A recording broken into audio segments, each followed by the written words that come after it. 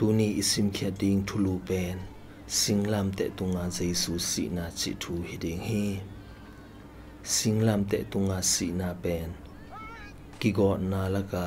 ana thei pen le azum hoi pen dinga a upu a hi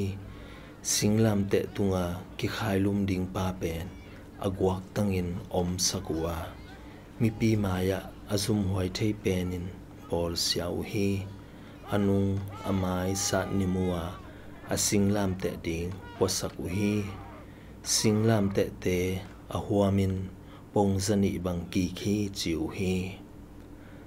aki khai lup na ding munu atunu chiangin akhut akheu kil chipua asik na dingu sik san khat bol saku hi kil sain asinglam teu tung towin phut suku ahi manin kitat ngo hi nama ma ding hi akhesik na dinga abolu abo bi be pen sik leu amau le amau kidom kinang zo akhutwa kikil na nalo tuam hi tua bana hui zong dik theiwa tua bangin sot ve pi nung ta zo hi gwak tang ma ki kha hin zum hoi ma nama ma hinapi sipa zo na ding hilo vet se a hi manin sipak hello hi sun nisa niham noya ki khai u hiya akisa nimkhin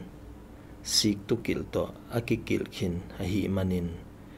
sile nai to kidimu hi sile nai khoul to kidimu a hi manin apum pi sungwa tui om teng pai khia akung keu a hi dang tak longiat a hi manin aleu pen adangwa bel to liang hi chiu hi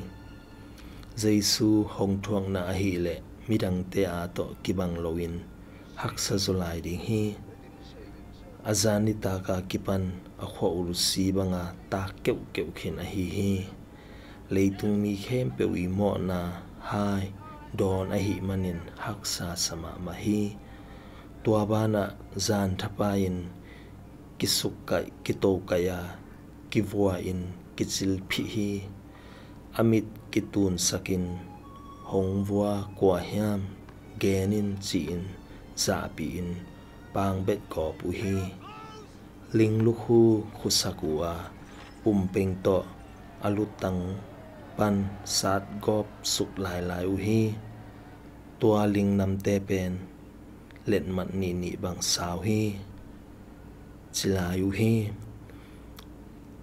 kinak fuak lua hi manin mi hing lim le mel nangon zong pozo non lo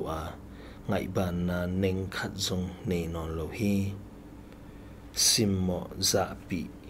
ko sian na le nal le sal le si na man na I thuak changin I to pa ngai sun ni